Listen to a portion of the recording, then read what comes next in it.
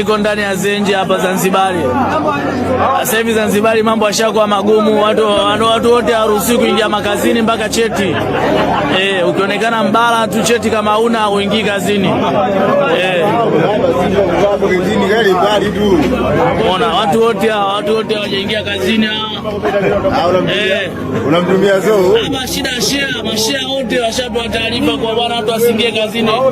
Na mtazamaji wangu, leo hii kwa kweli kuna kipande hicho cha video nimeweza kukitanguliza mwanzo wa video hii. Watanzania wengi wameweza kulalamika kile kinachozidi kuendelea, kinachozidi kudaiwa kwamba ni ubaguzi katika ajira ambazo uongozi wa CCM uliweza kutangaza bila ubaguzi wa aina yoyote ile, ila kile kinachozidi kushuhudiwa hivi sasa ni kati ya ubaguzi unaozidi kubagua kati ya Watanganyika na Wazanzibar. Ila mtazamaji wangu, kabla niweze kukufahamisha zaidi, kwanza kabisa, iwapo ni mara ya kwanza kupatana na video zetu, ni vyema moja kwa moja uweze kuelekea kwa ukurasa rasmi wa mtandao wetu wa YouTube, uweze kubonyeza maneno yaliyoandikwa subscribe chini ya video hii. Muhimu kabisa, uweze kulike na kushare video zetu kwa makundi mawili ama matatu. Naam, mtazamaji wangu, kile ambacho hivi sasa kinazidi kujadiliwa pakubwa katika mitandao ya kijamii ni kutokana na kipande hicho cha video leo hii kimeweza kugonga vichwa vya habari, wengi wakishutumu na kukataa kabisa kile ambacho kimeweza kufanyika, kwani umati unaozidi kuonekana katika video hiyo ni jamaa ambao wameweza kuelekea kwa ajili ya kupata kazi, ila amri iliyoweza kutolewa na viongozi wakuu katika afisi hizo, lazima Mzanzibar ndiye aweze kupewa kazi katika afisi hiyo. Iwapo wewe ni mtu Tanganyika, basi moja kwa moja hutaweza kupata ajira katika kampuni hiyo. Mtazamaji wangu, hatua hii inazidi kuregesha sakata nzito lililokuwa limeweza kuibuliwa kipindi na wakati ambapo kuliweza kupanda kwa bei za mafuta.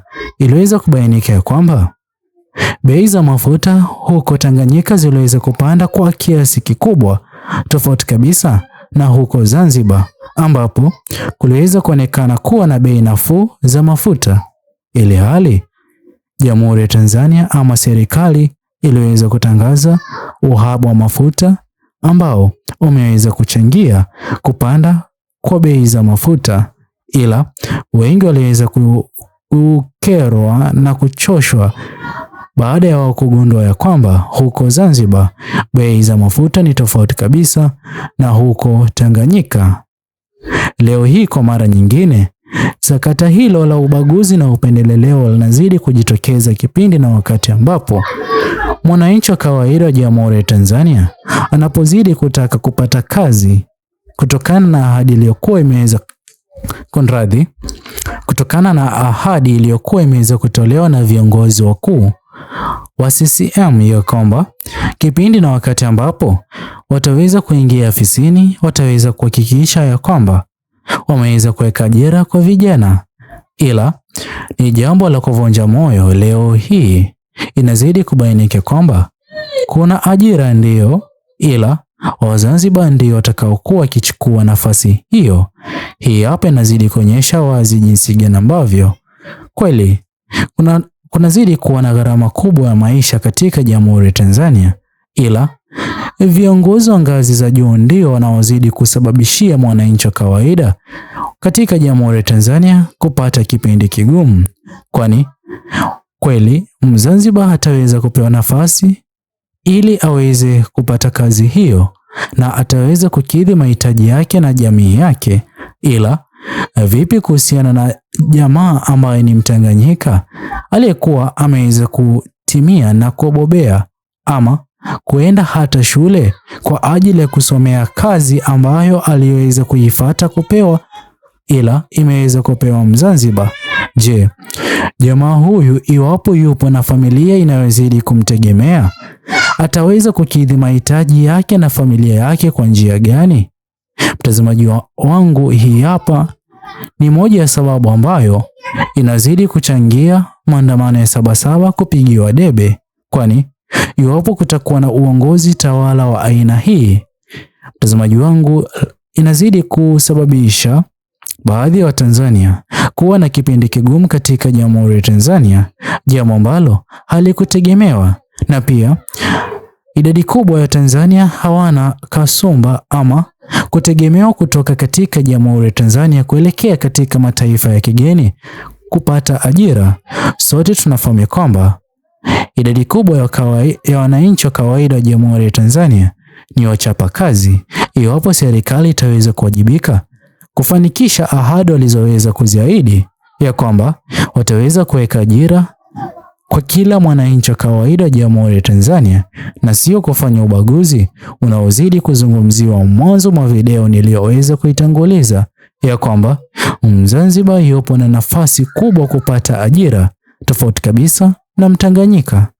Kwani mtazamaji wangu, wachanganuzi wa mambo ya kisiasa, kuna jambo ambalo aliweza kulizungumza ambapo wengi hawakuweza kulichukulia manani ama uzito, ila kuliweza kuwa na uzito katika maneno ambayo wachanganuzi wa mambo ya kisiasa katika Jamhuri ya Tanzania waliweza kuzungumza na kudai ya kwamba kweli tuliweza kushuhudia maandamano yakifanyika, ila idadi kubwa ya watu waliweza kuaga dunia.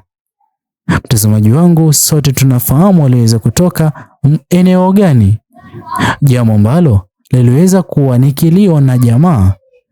Na baada ya hapo, mtazamaji wangu, tuliweza kushuhudia baadhi ya viongozi wa kidini wakitoa maoni yao kutokana na yale yaliyoweza kutokea, pia jambo ambalo wengi hawakuweza kulifurahia, ila sote tunafahamu kwamba iwapo katika serikali hii ya CCM kutakuwa na usawa na hakutakuwa na ubaguzi wa aina hii, basi kila mwananchi wa kawaida katika Jamhuri ya Tanzania ataweza kupata ajira na ataweza kupata kipato chake, jambo ambalo litamsaidia kukidhi mahitaji ya familia. Hivyo basi hakutakuwa na hata nia ya maandamano yoyote yale, kutokana na mwananchi huyu wa kawaida yupo na ajira na kila kitu kipo sawa.